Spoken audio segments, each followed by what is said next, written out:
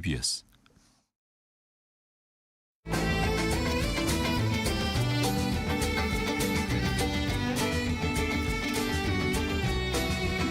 오늘을 함께하며 여러분의 내일을 응원합니다. 성공예감 이대호입니다.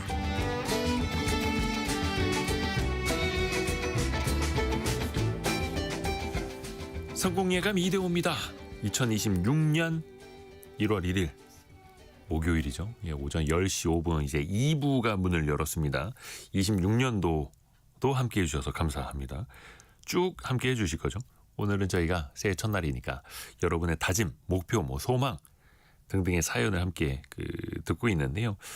4317님, 저는 늦깎이 58년생 학생입니다. 와, 중등과정 꾸준하게 어엿하게 마치려 합니다. 응원해 주세요라고 보내주셨어요. 와, 멋지신데요. 그리고 조용수님은 만 70세가 되는 해입니다. 지금까지 10년째 영어회화 EBS 교재로 공부하면서 모든 문장을 외우셨다고 합니다. 올해는 일본어도 교재 가지고 해보렵니다. 와, 5년째 영어 일기를 또 쓰고 있다 하시고요. 오, 멋지신데요. 자, 그리고 이런 사연이 있습니다. 박경훈님, 저는 올해 금연합니다. 어젯밤 11시 59분에 마지막으로 함께했습니다. 아직은 살만한데 이 마음이 언제까지 갈지 모르겠습니다. 라고 지금 한 10시간 7분째 금연하고 계시네요. 응원하겠습니다. 박경우님의 사연은 이제 전국에 박제가 됐습니다. 꼭 지키시길 바라겠고요. 노창전님, 작년에 대출금 다 갚았으니까 올해부터는 모으기로 바꿨습니다. 모으기, 통합하고 통일의 그날까지? 통일까지 가셨는데 응원하겠습니다. 멋지십니다. 그리고 4568님, 새해 다짐은 건강을 위해서 10kg 체중 감소와 빅데이터 분석 기사 합격하는 겁니다. 이렇게 보내주셨네요. 응원하겠습니다. 또 여러분의 실시간 의견 많이 보내주십시오. 저희가 또 추첨을 통해서도 선물 오늘 많이 보내드리고 있고요. 짧은 문자 50원, 긴 문자 100원이 드는 샵 9730, 또 KBS 콩으로 참여해 주시면 됩니다. 자, 이렇게 금연, 다이어트 이런 사연들 당연히 들어왔죠. 새해 첫 다짐, 계획 다 좋습니다. 그런데 한 조사를 보면요, 새해 결심의 80%가 3월이 되기 전에 흐지부지 된다고 합니다. 최종적으로 목표를 달성하는 비율 8%에 그친다고 하는 브레인조사 연구소의 이 데이터도 있는데요. 그래도 계획을 안 세울 수는 없죠. 잘 지키려면 또 어떻게 해야 될까요? 이 분에게 한번 이야기 들어보실까요? 명지대 기록정보과학전문대학원 김익한 교수와 함께합니다. 교수님 안녕하세요. 네, 안녕하세요. 반갑습니다. 교수님도 이맘때 계획 세우시죠? 네, 계획 세웁니다. 잘 지키시고요. 저는 제가요 1년 4쓰기라는 거래요. 1년 4요?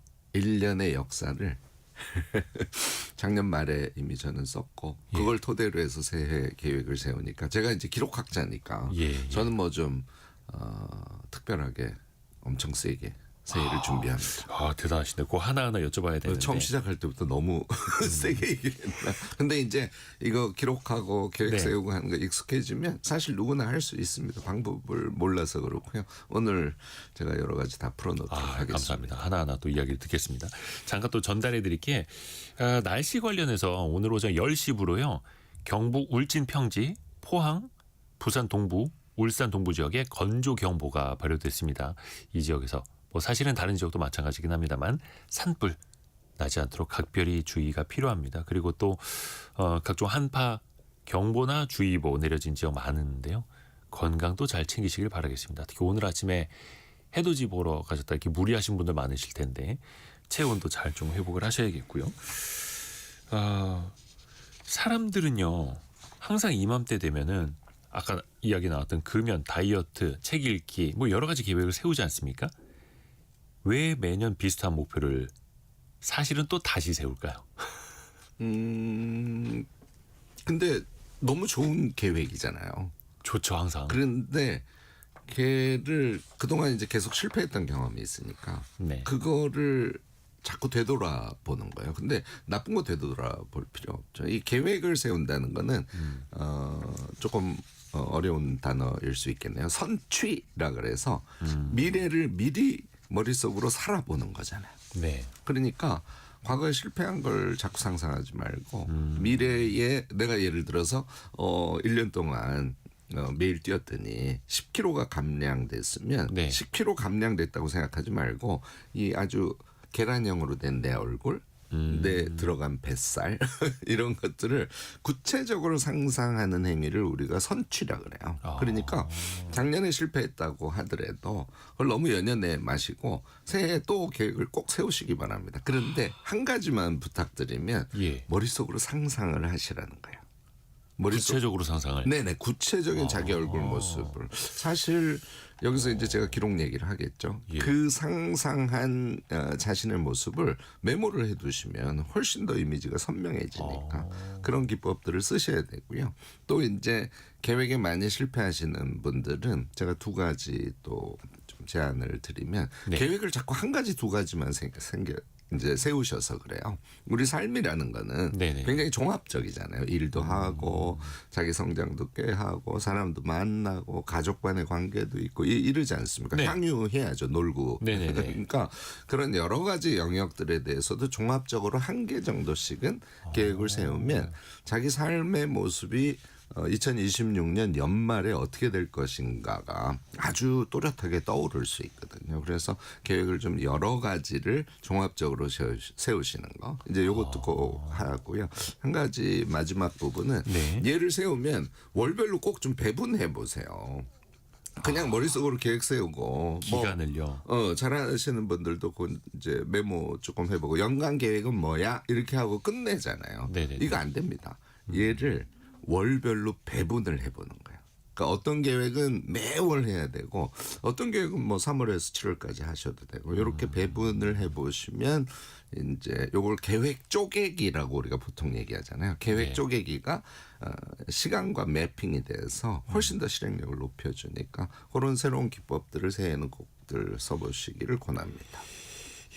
일단은 앞으로 나아가야 하면서 사람들은 선취하게 되고 그러니까 당연히 계획을 세우게 되고 그 계획은 구체적으로. 근데 저는 좀 의외였던 게 한 가지라도 좀 잘 지켜야겠다라고 생각을 했었는데 그게 아니라 오히려 여러 가지 계획을 세우는 것도 괜찮다는 거예요. 그게 실행력을 분야별로. 훨씬 높여줘요. 그래요. 뭔가 막 목표가 분산돼서 막 본인도 기억도 못하는 목표 계획이 생기고 막 이러진 않을까요? 그런데 이제 그 예를 들어서 저도 이제 내년에 예. 그 9시에서 밤 9시에서 10시 사이에는 반드시 매일 50분씩 한강을 뛴다. 제가 1월에 한강 근처로 이사를 가거든요. 그래서 쾌다 이제 이렇게 생각하고 이제 그게 전체 목표 안에 들어가 있어요. 예. 그 외에도 뭐 일에는 뭐 제가 내년에 앱 개발할 것이기도 하고 또 CEO 인문학 강좌 만들기도 하고 뭐 이런 게 제 계획에 들어가 있거든요. 예. 또 아일랜드 여행 꼭 갈 것이다라든지 제 계획이 이렇게 쭉 분산적으로 있습니다. 그런데 이 내년에 저의 삶의 전체적인 종합적인 이 여러 가지 계획들을 실제로 실행하는데 가장 결정적인 변수가 뭘까? 요걸 이제 우리 핵심 성공 요인이라고 하거든요. 네. CSF 영어로는 예. 우리 컨설팅 할 때 많이 쓰는 개념이죠. 저는 핵심 성공 요인을 매일 밤에 50분씩 뛰기로 봐요. 그러니까 예를 하면 몸이 건강해지고요. 예. 그다음에 이제 전체적으로 이걸 행복의 기본 지수라 그러는데 저의 삶의 행복의 기본 지수가 높아지니까 전체적으로 실행을 훨씬 더 잘할 수 있을 것이다. 그 매일 반복하는 그 운동으로 인해서 다른 그렇습니다. 계획들까지도요. 그러니까 여러분들이 내년에 나는 이거 한 가지라도 제대로 할 거야. 그러면 그 한 가지가 저는 50분 뛰기란 말이죠. 거기에다가 다른 것들이 같이 이렇게 주렁주렁 달려 있으면 오히려 그게 실행력을 훨씬 높여준다. 이렇게 정리할 수 있겠죠. 특히 그 첫 번째 계획이 다들 그래서 건강 쪽에 포커스를 맞추시는 것 같아요. 일단 몸이 튼튼해야 다른 목표들도 또 열심히 노력을 해서 달성할 수 있는 거니까요.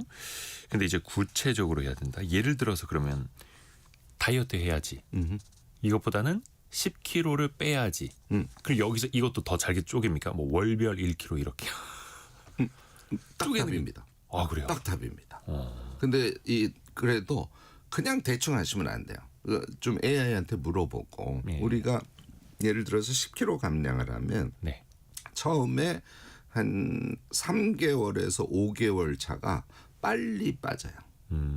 그 다음에 그러니까 한 5kg 정도 쑥 빼고 나중에 5kg 빼는 게 되게 힘들거든요.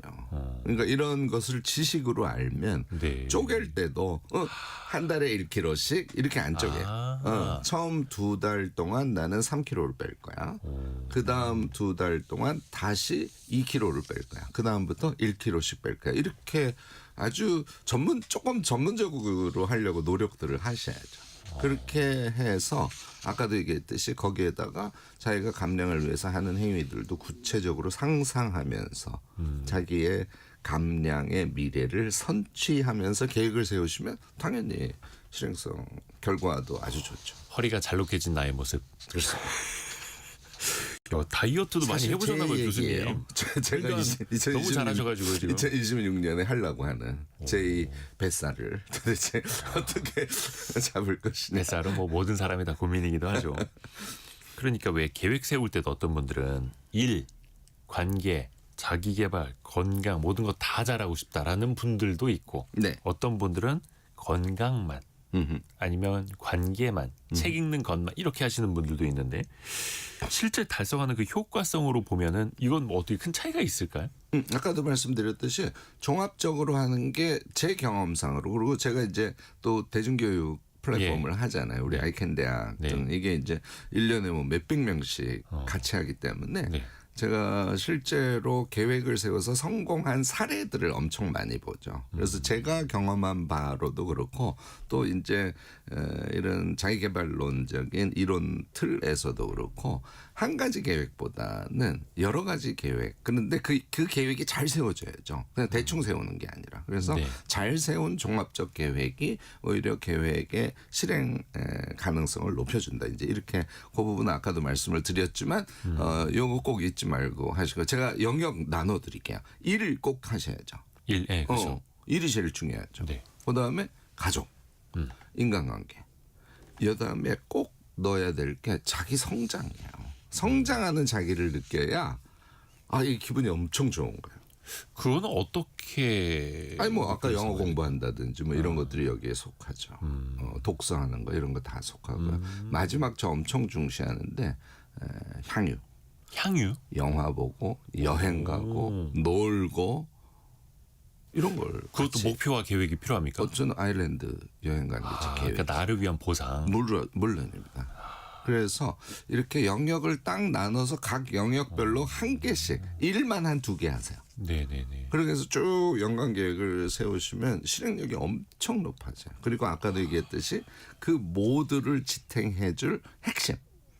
이제 저는 50분 뛰기인데 운동. 그런 거를 하나씩 설정을 하시면 얘가 이제 이렇게 주렁주렁 열려가지고 한꺼번에 좋아지는 자기를 발견하게 될 겁니다. 정진권 님이 어느 정도 계획을 실천했을 때 자신에 대한 보상을 주는 것도 좋습니다. 이렇게 보내주셨고. 너무 좋죠. 진짜 좋은 말씀입니다. 네. 서태웅 님. 원래 계획도 그렇고 세상 일이 내 뜻대로 안 되는 법입니다. 이렇게 보내주셨는데 한 1월 3일, 4일쯤이면 이제 작심삼일 이야기 나옵니다. 왜 흐지부지 될까요? 어렵지만요. 네. 요거 오늘 방송 들으시는 김에 다들 한번 생각해 봤으면 좋겠는데요. 자, 우리가 무엇인가를 실행해낸다는 것이 무엇인가에 대해서 한번 생각을 해보자는 거예요. 우리가 자, 운동을 할 거야. 다이어트를 할 거야. 이거 우리 의지지 않습니까? 그러니까 머릿속의 생각이죠. 그러나 그다음에 그것을 실행해서 나온 결과는 일반적으로 다 구체적이죠. 몸이 홀쭉해졌다든지 그다음에 뭐 예를 들어서 내가 1년에 책을 30권 읽을 거야. 그러면 30권 읽은 결과가 책이라는 형태로 남아있잖아요. 그래서 결과는 아주 구체적이고 물질적인데 처음에 의지는 아주 추상적이고 우리 몸속에 있는 것에 지나지 않는다는 거죠. 여기에 거리가 너무 먼 거야. 그래서 그 거리를 채워주는 것이 실행력이거든요. 자, 그러면 방법 2가지가 확 떠오르네요. 거리를 좁힌다. 그럼 아까 얘기하셨지 않습니까? 우리가 과제를 쪼갠다. 목표를 쪼개면 당연히 목표치가 1년치가 아니라 뭐 2달치. 경우에 따라서는 일주일치로 쪼갤 수 있겠죠.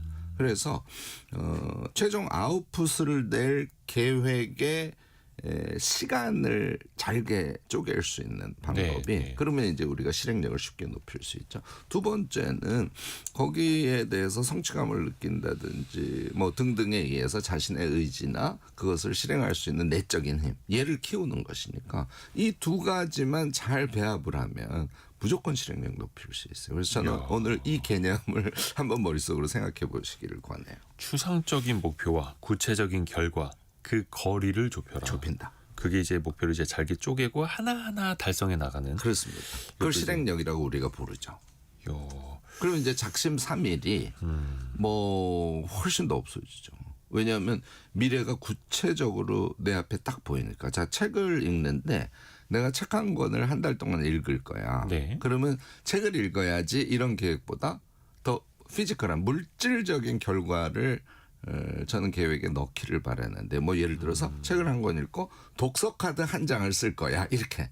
그러면 독서 카드라는 물질적인 결과 아웃풋이 나에게 오잖아요. 그럼 걔는 상상을 할 수 있다고요. 그렇게 상상한 상태에서 책 한 권을 그냥 한 달 동안 읽으려고 그러지 말고 예를 들어서 뭐 8개장으로 돼 있어.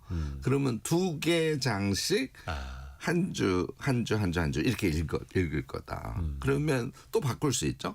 2개장 읽고 독서카드 한 장. 2개장 읽고 독서카드 한 장. 요런 방식을 쓰시라는 거예요.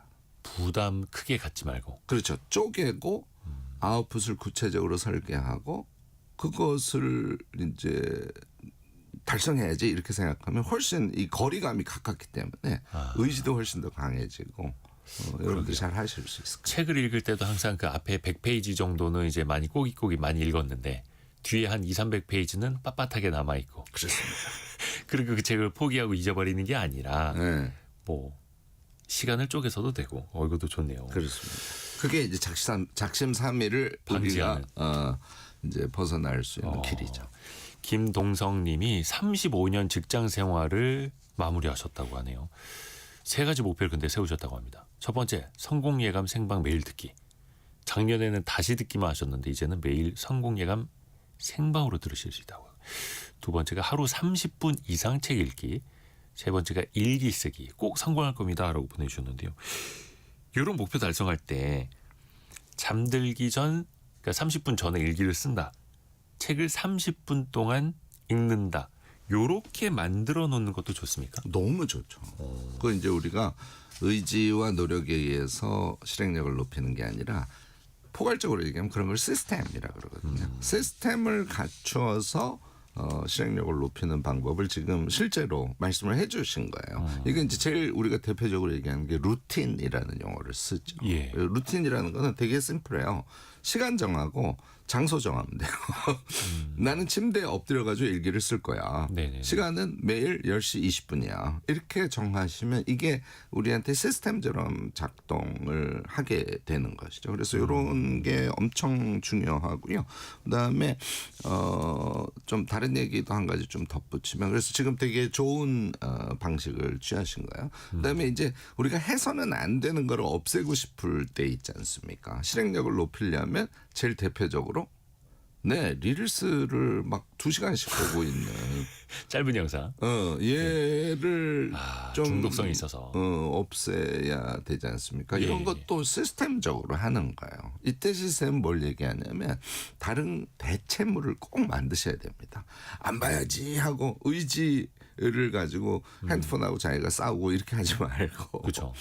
핸드폰 대신 다른 대체물을 생각을 하시고 그걸 오히려 습관에 붙이는 거죠. 좋은 습관을. 대표적으로 제가 이거 좀 정말 적극적으로 권하는데요. 네네. 새해에는 책 읽지 마시고 네. 책을 들고 다니시기만 하세요. 우리 핸드백처럼. 손에 핸드폰 들고 다니잖아요. 그래서 걔는 백 안에 넣거나 주머니 안에 반드시 넣고 손에는 좀 들기 편한 가벼운 책. 이러다 보면 아무래도 읽게 되겠죠. 그쵸, 제가요. 가까우면. 한 번은 횡단보도 기다리다가 손에 책이 있으니까 네네네. 걔를 봤어요. 그랬더니 주변 사람들이 저를 그렇죠. 좀 낯설죠 요즘에는. 너무 낯설게 보는데 그런데 되게 이상한 사람으로 보는 게 아니라 되게 이렇게 저를 멋지게 보는 느낌? 이런 것도 한두 번 경험하면 책 손에 들고 다니는 게 멋진 자기의 표현 방식이잖아요. 이렇게 대체물이 생기면은 아주 이 문제를 풀기가 쉽습니다. 이런 걸 이제 저희가 시스템적으로 문제를 풀어가는 것이라고 하는데 지금 되게 좋은 제안을 해주신 거예요. 되게 좋은 경험이 좋은 습관을 만드는 맞습니다. 거고 사실 스마트폰은 좀 멀리 책을 가까이라고 생각으로만 하는데 물리적으로도 그렇게 해야 된다는 거네요. 아침에 일어나면 책을 손에 들고 나간다. 회사에서 탕비실에 가서 커피 탈 때 그냥 빈손으로 가지 말고 책을 들고 간다. 이런 게 몸에 붙어야 돼요. 중간에 이런 질문도 좀 필요할 것 같아요. 오진아님이 저는 목표를 실행하자고 했다가 못 지키면 스트레스를 너무 받아요. 이럴 땐 어떻게 해야 하나요? 그 목표 세우는 건 좋은데 뭐 실패할 수도 있죠. 그렇죠. 인간이니까. 네. 근데 내가 너무 스트레스 받는 거야. 네네. 어떻게 하면 좋을까요? 이거는 목표를 세웠다가 달성하지 못해가지고 그게 자기에게 부담이 될 때는 네. 논리적으로 생각하면 방법이 두 가지 있죠. 하나는 못한 걸 다시 하는 거. 네네. 너무 뭐 쉬운 다시 하면 얘기네요. 되지. 네. 그런데 네. 못했던 이유를 꼭 찾으셔야 되는데 거의 대부분의 이유가 목표가 너무 먼 거예요. 아까 제가 거리감 말씀드렸잖아요. 그래서 쪼개기 등등을 통해서 목표치를 이번에는 가깝게 재설계한 상태에서 그걸 해야지. 내가 그전에 실패를 했어. 다시 해야지 하고 몸에 힘을 꽉 주고 그냥 똑같은 방법으로 다시 해. 그건 일단 논리적으로 안 맞지 않습니까? 네네. 앞에 못했으면 이유가 있을 테니까 다시 할 때는 계획을 바꿔서 다시 해서 꼭 달성을 하시기를. 이제 이게 한 가지 방법이고요. 또 하나는 네. 죄송합니다. 괜찮습니다. 네. 저희가 목표 달성을 못했으면은 심리적으로 상처를 받아요. 아 나는 결국 못 해내는 사람이구나. 나 역시 나약한 난 안 인간이었어. 돼 이렇게. 이렇게. 이때 그 제가 뭐 항상 하는 얘기 있지 않습니까? 기록하라. 내가 실패한 것까지요. 내가 실패한 거를 기록을 하지 않습니까? 예. 그러면은 실패한 것이 나에게 남아있는 형태는 감정 상태예요. 근데 얘를 메모를 해보지 않습니까? 그럼 왜 실패했지?에 대해서 원인 분석 같은 걸 아무래도 조금 이렇게 키워드 몇 개로 쓰는 쪽으로 자기를 전환시키게 됩니다. 이게 기록이 갖고 있는 강점이 감정적 상태를 이성적 상태로 바꿔준다는 거예요. 그래서 뭔가 실패를 했으면 그거로 상처받고 난 절대로 그건 하지 않을 거야. 내가 실패 경험이 너무 쌓여가지고서는 나는 스타트 자체가 두려워. 이렇게 내버려두지 말고 여러분들 꼭 실패한 것에 대해서 메모를 해보시기를 바라요. 메모하시면 대체로 이 문제를 앞으로 어떻게 풀 것인지에 대해서 우리 회사에서 네. 이란 이안 사만 엄청 하잖아요. 메모를 하다 보면 네. 자기도 모르게 이란 이안 사만이 나온다니까요. 그죠. 보고하려면 그러니까 그 회사도 계획이 또 어떤 뭐 잘 안 될 때 내가 나에게 나의 나한테도. 실패에 대해서 감정을 이성화시킨 상태에서 이란 이안 사만이 나오면 이번에는 이안으로 해봐야지. 실패하기 때문에 스타트를 못하는 거는 메모하는 것으로 바로 고칠 수 있어요.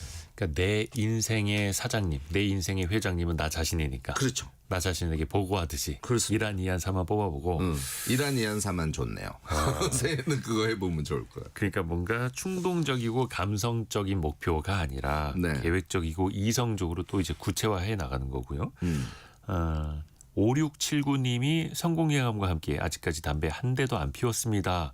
새해 금연 성공 이렇게 보내주셨는데 새해 들어서 일단 오늘이 지금이 10시 28분이니까 10시간 버티신 것도 이것도 쪼개는 거 아닙니까? 훌륭한 앞으로 거죠. 10시간 안 피워야지 이렇게. 지금 요 문자가 훌륭한 거는 자기 긍정이에요. 자기 긍정. 그게 이제 힘이 돼서 그다음에 또 10시간 버티고 그러시는 거죠. 이게 또 에너지가 되는 거네요. 그렇습니다. 아까 잠깐 또 기록을 이야기해 주셨는데 네. 우리 김익환 교수님은 기록 전문가시니까 새 다이어리 사야 됩니까? 예쁜 거? 새해가 되면 새 다이어리 사야죠. 그게 더 도움이 돼요? 무조건 됩니다. 그런데 보통 1월 쓰고 말죠. 좀 잘하시는 분들이 2월 말까지 쓰더라고. 그러니까 1년을 다 쓰는 사람은 네. 정말 몇 프로 안 돼요. 제가 그 이름 다이어리라고 제가 설계한 다이어리를 쓰고 벌써 그게 4년 돼서 그게 무려 7만 부 정도 나왔으니까 다이어리는 꽤 유명한. 예. 근데 왜 그러냐면 거기에는 이제 무슨 연간 계획 세우고 월간 계획 세우고 주간 계획 세우고 매일매일 플래닝하고 이런 것이 들어가 있을 뿐만 아니라 체크리스트 들어가 있거든요. 너무 네. 심플해요. 다이어리를 우리가 써야 되는 것은 계획 그러니까 아까 선취라고 말씀드렸죠. 네. 그것을 루틴화할 수 있는 기가 막힌 도구라서 다이어리는 꼭 쓰셔야 됩니다. 내가 2025년에는 다이어리를 안 썼어. 그러면은 성취가 효과적이지 못해요. 그래서 근데 또 2026년부터는 다이어리 꼭 쓰셔야 되고요. 거기에는 계획 영역하고 자기가 할 일을 아침에 체크리스트를 쓰니까 걔를 이렇게 체크하면서 사시면 당연히 실행력 엄청 좋아지고요. 여기에서 성과를 느낀 사람은 1년 내내 씁니다.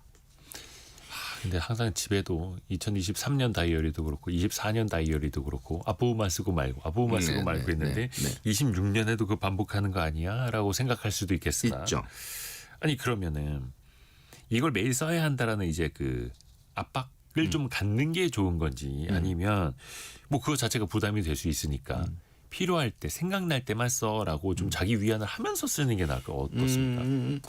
저는 우선 태도를 바꾸는 게 되게 중요하다고 보는데 제 경우는 아우 이거 오늘 힘들지만 해야지 이런 느낌보다는 제가 아침에 매일 아침 저 플래닝을 하거든요. 저는 많이 안 써요. 한 4개 정도를 평균으로 쓰는 것 같고 많이 쓰면 5개 정도 써요. 그날의 계획이요? 네네. 내가 할 일에 대해서. 근데 예. 이거를 내가 할 일만 쓴다고 생각하니까 그렇지. 아까 제가 일, 관계, 가족, 뭐 자기 성장, 거기다 향유까지. 저는 제가 밤에 볼 TV 프로그램까지 아침에 쓴다니까요. 그걸 합쳐서 4개, 5개를 의미하는 거예요. 오늘 점심에 뭐 먹어야지? 이런 너무 거. 중요하죠. 우리 삶에서 먹는 것만. 그러면 하루에 4-5개 충분히 적겠네요. 오히려 아껴야 된다니까요. 그렇게 쓰기 시작하면 한 10개씩 나와요. 그러면 삶이 분산되니까 내가 오늘 하루를 살아갈 때 어디에다가 힘을 줘야지 하는 것만 쓰는 거예요. 그걸 플래닝이라 그래요. 자 이제 이렇게 했습니다. 그랬더니 한 이틀 했더니 아침에 제가 선취한 거죠. 나의 하루를. 그리고 하루를 쭉 보냈어요. 내가 내 하루를 주관자로 살았네. 아하. 이런 느낌 안 들까요? 아하. 그거를요. 3, 4일만 딱 느끼지 않습니까? 그 주관자로서 내가 삶을 산다는 그 느낌 때문에도 이 다이어리를 안 쓸 수가 없습니다. 자, 주관자라는 건 이런가요? 내가 아침에 선취해서 내가 이렇게 생각해서 난 이걸 이렇게 해야지. 아, 이거는 꼭 해야지. 하고 생각하는 것만 나의 일상을 지배할까요? 그렇진 않죠. 네. 새로 생기는 일들, 그렇죠. 여러 가지 환경적 요소들, 내 의지와 상관없는 일들.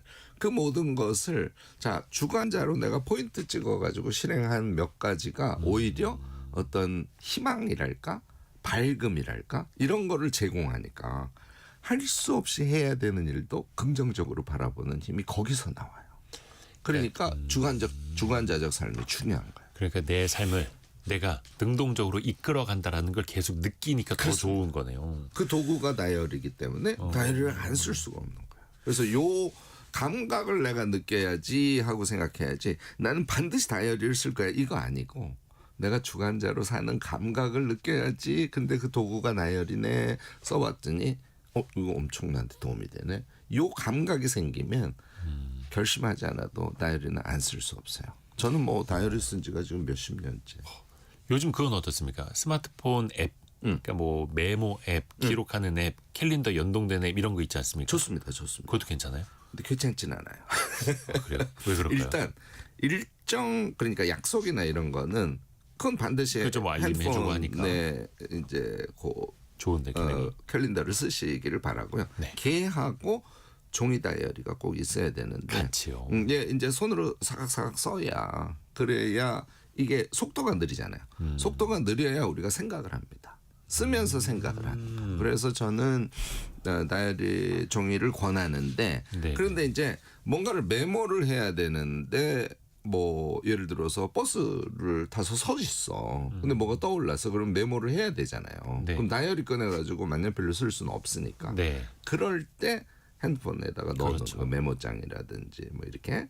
그런데 한 가지 이것도 습관이 붙어야 되는데 그렇게 해서 내가 핸드폰에 넣어둔 것은 어디에 자리에 앉았을 때는 다시 생각해내서 아날로그로 쓴다. 이렇게 습관을 붙이시면 아주 좋습니다. 그 왜 급할 때 카톡 같은 걸로 나에게 보내기. 맞습니다. 이러고 막 생각나고 보내시는 분들 있거든요. 저도 근데 거기다 써요. 그거 자체를 또 잊어버립니다. 그래도 카톡에는 하루에 네. 뭐 아무리 안 들어가도 5번 이상 들어가잖아요. 그렇죠. 그러면 나에게가 떠 있으니까 그거를 안 들어가 보지는 않아요. 요즘 내 카톡이 자꾸 그 다른 사람 프로필 보여주고 막 짧은 영상 먼저 보여주고 막 그러려고 해서 방해를 받기는 합니다만 근데 어찌됐든 간에 이런 스마트폰 앱의 도움을 받는 것도 좋고 네. 다만 그거를 계속해서 반추해보는 시간은 필요하다. 그렇습니다. 아날로그 방식으로. 그 어떤 분들은 요게 이제 기록으로 남는 것 자체를 좀 부담스러워하시는 분들도 있고 실패했거나 좌절했을 때 안 좋은 감정을 굳이 남겨야 하나? 왜 일기 쓸 때도 그렇지 않습니까? 네네네네. 누가 볼까봐 약간 그런 것도 있습니다만. 그럼 그런 것까지 남기는 게 좋을까요? 실패의 역사, 흑역사까지. 뭐 손으로 일기 쓰시는 분은 그러면은 이제 열쇠 달린 일기를 쓰시고요.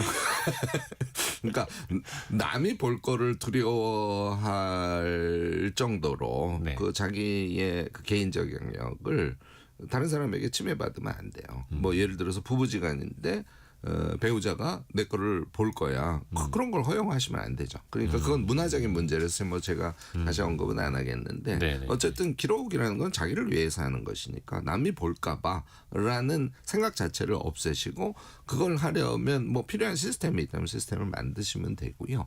그런데 실패하거나 감정이 나쁜 것을 이 사람들이 자꾸 이 일기에다가 감정을 그대로 쏟아내라 그래요.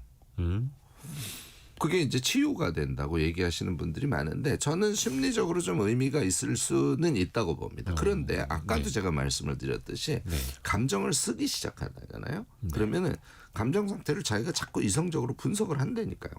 그건 이 인간의 본성이에요. 그래서 감정을 그냥 머릿속으로 뱅뱅뱅뱅 돌리는 거. 메모를 하는 것 또는 일기를 쓰는 것. 이거는 행위의 성격 자체가 다릅니다. 그래서 저는 실패한 거, 감정이 상한 거는 그거일수록 꼭 메모하고 일기 쓰고 너무 좋습니다. 다만 메모하고 일기 쓸 때 분석적으로 되어가는 자기를 막지 말고 이걸 그러니까 거꾸로 자꾸 제안하시는 분들이 있어서 아까 제가 문제 제기를 한 거거든요. 그러니까 감정 상태를 그대로 종이 위에 얹혀내는 것이 아니고 감정 상태를 조금씩 해석하고 이성을 작동시키면서 메모를 하거나 일기를 쓰면 그만큼 더 좋은 게 어디 있어요. 저는 실패한 것일수록 써라 이렇게 얘기 드리고 싶고요. 제가 이게 새해 첫날이라서 이 일기 얘기 잠깐만 드리고 싶은데 네, 좋습니다. 오늘부터 시작하시는 분들 많을 거예요. 여러분들 일기 제발 매일 쓰지 말았으면 좋겠어요. 예? 일기인데요? 날일. 그럼 매일을 뭐 기록하는 어휘를 건데. 생각하면 그렇지만 날일이라는 거는 네. 좀 더 철학적으로 해석하면 시간이니까 시간성이니까 매일을 의미하는 것은 아니다라고 저는 적극적으로 해석을 하는데 제가 일기를 어떻게 쓰냐면요. 날짜 쓰고요. 그다음에 쓰는 그 스타트 지점에 분까지 써요. 2026년 1월 1일 뭐 11시 7분 이렇게. 그러고 써요. 그러니까 이건 뭘 의미하냐면 어떨 때는 일기라는 거는 내가 내 생각을 이걸 이제 영어로 explication 한다 그러는데 명시화시키고 싶을 때 쓰는 거예요. 감정이 상했다든지 뭔가 새로운 계획이 떠올랐다든지 또는 뭐 나는 오늘은 용기에 대해서 내가 뭘 쓰고 싶어. 여러 종류의 생각이 떠오르거든요. 개를 쓰는 걸 일기라 그러는데 시간대까지 쓰잖아요. 그러면 하루에 3번도 쓰고요. 일주일 안 쓸 수도 있어요. 그런데 이거 제가 구글 독스나 이런 걸 권하는데 네. 그럼 노트북에 앉아서 쓸 수도 있고 핸드폰으로 쓸 수도 있고 동기화가 되니까. 하니까 그러면 일기가 자신을 이거 이제 서사라 그러죠. 자신을 글로 만드는 습관처럼 돼버려요. 이거는 엄청난 무기입니다. 결국은 자기를 훨씬 더 깊이 있게 들여다보고 하는 도구이기 때문에 일기를 매일 의무적으로 써가지고 매일 같은 패턴이야. 나는 아침에 일어나서 뭘 먹었고 뭐 했다 끝. 오늘은 무엇을 먹었다 이게 아니라 그런 일기를 나는 왜 쓰는지 모르겠어요. 그게 아니라 내 내면에 있는 것을 나와 대화하듯이 표출하는 게 일기인데 얘는 하루에 한 번씩 반드시 쓸 것이다라고 경험하지 말고 내가 쓰고 싶을 때 쓴다. 그리고 걔가 완전히 습관이 된다면 나는 깊이 있는 내가 될 것이야 라고 그렇게 기대하시고 여러분들 2026년 일기는 꼭 써주시기 바랍니다. 그냥 쏟아내는 게 아니라 정리하는 것이고 나와 대화하는 것이고 그렇습니다. 네. 이걸 주기적으로 한 번씩 본인의 기록 일기도 되돌아보는 게 필요할까요? 그 예전에 저는 보면은 옛날에 썼던 거 제가 보기 싫더라고요. 제가 요즘에 어떻게 하냐면요. 예. 저는 구글 독스에 쓰거든요. 예.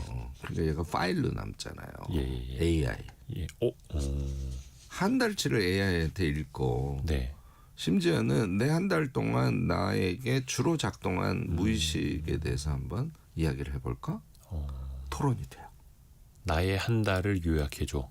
이렇게. 너무 되죠. 그건 AI가 가장 잘하는 거. 그러니까 다시 읽는 것도 저는 권하는데 네네네. 그것보다는 나의 한 달을 일기를 쓴 사람이 나의 내면을 좀 되돌아보고 싶지 않습니까? 한 달 동안 내가 제일 집중했던 생각의 종류들이 뭐지? 그 종류에 대해서 한 달 지나고 나니까 이런 생각이 드는데 하고 AI랑 대화를 해볼 수 있고요. 또 관계에서 나를 부정적으로 만든 것들만 추출해서 한번 나에게 보여줘. 이런 게 가능하거든요. 그래서 2026년은 자신의 내면과의 대화로 일기를 쓰시고요. 지금 말씀하신 다시 읽는 것과 관련해서는 저는 적극적으로 AI와의 대화를 권합니다. 3723님이 뿌듯해진다고 갑자기. 저도 날짜와 시간 분까지 쓰고 있어요. 생각이나 감정을 돌아보고 너무 토파보는데 반갑습니다. 근데 이제 다만 이 기록들을 어떻게 정리해야 할지 모르겠어요라고. 오히려 기록이 많으신 분들은 또 그게 걱정인데 AI로 활용하라. 참 좋은 시대입니다. 월말 일기를 제가 작년 한 5월인가 4월부터 쓰게 되더라고요. 오히려 또 월말 결산 한 번씩 하는 거예요. 뭐 결산이라기보다 이제 월말이 되면 한 달을 제가 되돌아보고 싶지 않습니까? 그런데 일기가 남아 있으니까 일기는 나의 내면이거든요. 네네네. 걔를 아까도 얘기했듯이 AI랑 대화를 하니까 네. 나의 한 달에 대한 나의 일기를 쓰고 싶어지는 거예요. 아마 지금 문자 주신 분도 그거까지 2026년에 하시면 엄청 멋져질 것 같은데요. 염장화님이 일기를 쓰면 해소가 되는 게 있는데 다시 읽으면 안 좋은 감정이 올라와서 스트레스가 증가하는 경우도 있다고 하네요라고 보내셨는데 뭐 사실 또 돌아보다 보면 그런 순간이 또 있을 수는 있는 거죠. 물론요. 또 그렇게 또 돌아봐야 아니 나쁜 걸 후회도 우리가 하고. 다 피하면서 어떻게 인생을 삽니까? 나쁜 것도 수용하고 나쁜 것을 돌아보면서 힘든 그 상태의 자기 그것도 자기일 뿐만 아니라 그게 또 토양이 돼서 그 다음 단계로 나가는 거니까 두려움만 없으면 될 것 같아요. 그 진화학적으로 후회라는 게 되게 유용하다 하더라고요. 그거 안 하면 옛날에는 죽었으니까. 그렇죠. 후회를 해야 다시는 그 안 좋은 행동을 안 하게 되고 맞습니다. 생존에 유리해지고. 네, 네, 그래서 후회가 꼭 나쁜 것만은 아닙니다. 네. 요 예전에 제가 한번 오프닝으로 써먹었던 내용이긴 한데 이렇게 쌓인 기록을 왜 하느냐. 결국 나를 이제 긍정적인 방향으로 바꿔나가기 위한 거잖아요. 그 변화가 어느 지점부터 나에게 나타나는데 이런 거 알 수 있을까요? 네. 해보면 알 수 있어요. 자, 네. 나의 변화 이제 아까 긍정성 말씀을 해주셨는데 이제 그런 게 제일 중요하죠. 또 하나는 우리가 하루를 행위하면 그게 경험으로 남고요. 네. 또 예를 들어 뭐 책을 읽는다든지 강의를 듣는다든지 그러면은 이제 인지학습의 네. 결과 이것도 경험의 일종이죠. 그런데 우리가 기록을 안 하니까 네. 그게 나에게 이렇게 누적되는 느낌이 덜한 거예요. 그래서 책 읽으면은 다 읽은 다음에 꼭 메모하거나 독서카드 만들라고 제가 강조를 하는 것이고요. 그다음에 그거를 시간 될 때마다 자꾸 보시면서 말하자면 되뇌이기 같은 걸 하시라는 거예요. 이렇게 되면 이걸 이제 제가 누적적 삶이라고 하는데 네. 여러분들 이거 누적적 삶 안 살면서 열심히만 살면 그러니까 막 이렇게 금을 막 이렇게 채굴을 해놓고 바닥에다가 다 내둔 상태에서 보관을 안 하는 하나도 거예요. 주워가지는 않는 거예요. 너무 아깝지 않아요? 그래서 나는 2026년에는 여러분들 꼭 금을 주워가는 황금처럼. 행위. 네, 그걸 이제 기록하기예요. 내 인생의 기록도 황금처럼. 이제 그게 전제가 됐다고 생각했을 때 우리가 일주일을 생각해 보자고요. 그러면 일주일 동안 아까 일기 쓰는 사람은 심지어는 AI 이용할 수 있다고 말씀을 드렸듯이 일주일 동안 나의 긍정성은 어떻게 변화됐지? 이게 일주일이면 점이 아니라 선이기 때문에 약간 습관이 되면 그런 것도 파악이 돼요. 내가 일주일 동안 나의 누적된 지적 성장은 무엇이지? 이런 거 당연히 파악이 되죠. 자, 한 달을 한다고 쳐보자고요. 네. 한 달 다니면 너무 선명해요. 지난달에 내가 몰랐던 나의 새로운 지식들이 이렇게 구체적으로 누적됐구나. 이거를 느낄 수 있고요. 1년 다니면 이거는 안 하면 여러분들 큰일 납니다. 오늘 우리가 대화 시작할 때 저는 작년에 저의 1년을 되돌아보고 그걸 토대로 해서 2026년 계획을 세웠기 때문에 네. 계획이 아주 구체적으로 있습니다. 이렇게 말씀을 드렸지 않습니까? 지금 우리가 대화하고 있는 것은 1년 단위로 보면 자신의 변화가 너무 선명합니다. 특히 이제 지적 성장의 변화가 너무 선명해서 1년이 뿌듯해요. 그걸 안 하고 그걸 이제 막 열심히 캤어요. 근데 다 남주고 나는 그냥 되돌아서 또 반복하고요. 그러면 허망하죠. 알찬 26년을 또 보내실 수 있도록 계획과 기록의 중요성 또 한번 또 들어봤습니다. 오늘은 명지대 기록정보과학 전문대학원 김익환 교수와 함께했습니다. 말씀 고맙습니다. 네, 감사합니다. 감사합니다. 라디오 정보센터 다녀옵니다. 이재명 대통령이 청와대 참모진 국무위원들과 함께 국립서울현충원을 참배하면서 새해 첫 공식 일정을 시작했습니다. 방명록에는 함께 사는 세상, 대한민국 대도약의 원년, 대한민국과 함께 열겠습니다라고 적었습니다. 지난해 우리나라 수출이 반도체 수출 호황에 힘입어 사상 처음으로 7천억 달러를 넘어서며 역대 최대 실적을 기록했습니다. 연간 무역 수지는 780억 달러 흑자를 기록했습니다. 쿠팡 사태 범정부 TF는 12개 부처 합동 입장문을 통해 청문회에서 제기된 쿠팡의 대규모 개인정보 유출, 노동자 과로사, 불공정 거래 행위 등을 매우 엄중하게 인식하고 있다며 끝까지 책임을 묻겠다는 뜻을 밝혔습니다. 오늘 새벽 경기도 안양의 8층짜리 종합병원에서 불이 나 1시간 반 만에 꺼졌습니다. 입원 환자 등 시민 300여 명이 긴급 대피해 인명피해는 없었습니다. 지금까지 라디오 정보센터 뉴스 정한나였습니다. 오늘 많은 분들께 새해 소망 보내달라고 말씀드렸는데 5401님이 올해 저의 소망은 성공예감 이대호입니다 해서 커피 한 잔 얻어 마시는 겁니다. 이런 소망은 달성 가능합니다. 감사합니다. 함께해 주셔서. 애프터 서비스도 해드려야죠. 유혜진 리포터 안녕하세요. 네, 안녕하세요. 우리 청취자분들의 질문 들어볼까요? 네, 박영은 님이 구리 통장이라는 것도 있던데 이걸로 구리에 투자할 수 있는 건가요? 라는 질문 주셨습니다. 저도 사실 몰랐어요. 이번에 이거 찾아보고 알았는데 구리 통장, 금 통장 같은 거 아니냐? 네. 아니더라고요. 이게 구리 스크랩 등 법정 전용 계좌인데요. 이게 개인을 위한 투자 계좌가 아니라요. 세금 탈루를 방지하기 위한 사업자용 결제 시스템이라고 합니다. 그러니까 뭐 구리나 고철, 철 스크랩 관련된 사업하시는 분들의 부가세를 투명하게 납부할 수 있도록 네. 하는 건데요. 신한은행 한 곳에서만 계좌를 만들 수 있고 이런 구리 관련된 사업자 등록증이 있는 사람만 개설할 수 있다라는 거고요. 실제로 구리에 투자하고 싶으면 주식처럼 사고 팔 수 있는 이제 상장 증권 펀드 있죠. ETF 혹은 ETN 방식으로 투자하거나 구리 관련된 기업에 투자하는 것도 하나의 방법이고요. 선물 거래에도 있긴 합니다만 이거는 이른바 선물 교체 비용. 뭐 3월물에서 6월물로 갈아탈 때마다 더 비싸게 사야 하고 수수료도 비싸고 이런 좀 단점이 있기도 하고 또 원자재 투자 자체가 변동성이 굉장히 크다라는 것도 유념하셔야겠습니다. 다음 질문은요. 네, 김성림님. 미국은 개인정보 유출 사고가 나면 고객에게 어떻게 보상하나요? 하고 문의하셨습니다. 이게 좀 나라마다 다릅니다만 특히 미국은 징벌적 성격이 강하죠. 네. 특히 민사, 손해배상 소송을 통해서 그 예전에 T모바일 사례에서 최대 25,000달러, 1인당 3,200만 원까지 지급이 된 사례가 있다고 합니다. 또 거기에다가 시간 손실까지도 계산을 해서 뭐 시간당 한 25달러? 이렇게 계산을 해서 얻는 것도 있다고 해요. 근데 우리나라 같은 경우에는 뭐 1인당 뭐 5만 원, 10만 원. 네. 이것도 사실은 그 기업이 수용을 해야 주는 거고. 그렇죠. 미국 같은 경우에는 징벌적 손해배상이 있고 또 형사처벌도 세다 보니까 아예 그 기업이 먼저 네. 이 정도로 합의합시다. 내밀기도 하죠. 그래야 형사처벌도 피할 수 있고 네. 민사소송도 빨리 끝나다 보니까 그런 사례들이 있다는 것도 알려드립니다. 다음 질문은요. 네, 정미애님. 성인이 되는 자녀들의 국민연금을 일찍 가입해 주는 것이 더 좋을까요? 하셨습니다. 이미 가입이라고도 하죠. 네. 사실 우리가 복리효과 이야기를 참 많이 하는데 많은 분들이 헷갈리시는 게 복리효과에서 제일 중요한 걸 수익률이라고 생각하시는데 네. 그게 아니라 시간입니다. 시간. 워런 버핏이 투자로서는 세계 최고로 부자가 됐던 게 네. 오래 투자하셔서 그런 겁니다. 아. 11살 때부터 지금 96세이신가요?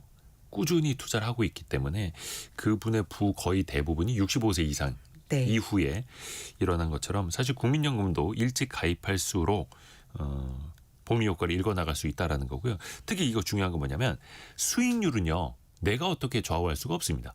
그렇죠. 물론 올해는 이제 국민연금 수익률이 참 좋았다고는 합니다만 네. 꾸준히 잘하고 있습니다만 내가 결정할 수 있는 건 가입 시기입니다. 시기. 그러니까 내가 어떻게 할 수 없는 것은 일단은 차치하고 네. 내가 할 수 있는 거 우선 일찍 가입하는 거 이것부터는 할 수 있다는 거죠. 다른 질문 하나 더 들어볼까요? 네, 김아현님. 최근 제가 사는 곳에 지역 도민연금 제도가 생겼다고 해요. 이에 네. 대한 설명도 부탁드려요 하셨는데요. 아마 경남 도민연금을 말씀하시는 것 같습니다. 이 경남 도민연금은 경남 도민의 은퇴 후에 국민연금 수령 전까지 소득 공백기를 준비할 수 있도록 지원하는 정책이라고 하고요. 이게 선착순으로 가입할 수 있고 시군 군별 인원이 배정되어 있습니다. 그래서 연간 10,000명이 혜택을 볼 수 있다고 하고요. 1971년생부터 1985년생까지 그 연소득 제한이 있습니다. 그래서 그 해당 연소득에 맞아야 되고 또 경상남도 도민이어야 가입할 수 있는데 신청 기간도 1월 19일부터 2월 20까지인데 네, 소득 금액 증명 기준으로 연소득에 따라서 달라진다고 합니다. 지자체별로 이런 것도 있네요. 유해진 리포터 고맙습니다. 감사합니다. 새해에도 함께해 주셔서 감사합니다. 성공예감은 오늘도 여러분을 응원합니다. 안녕하세요.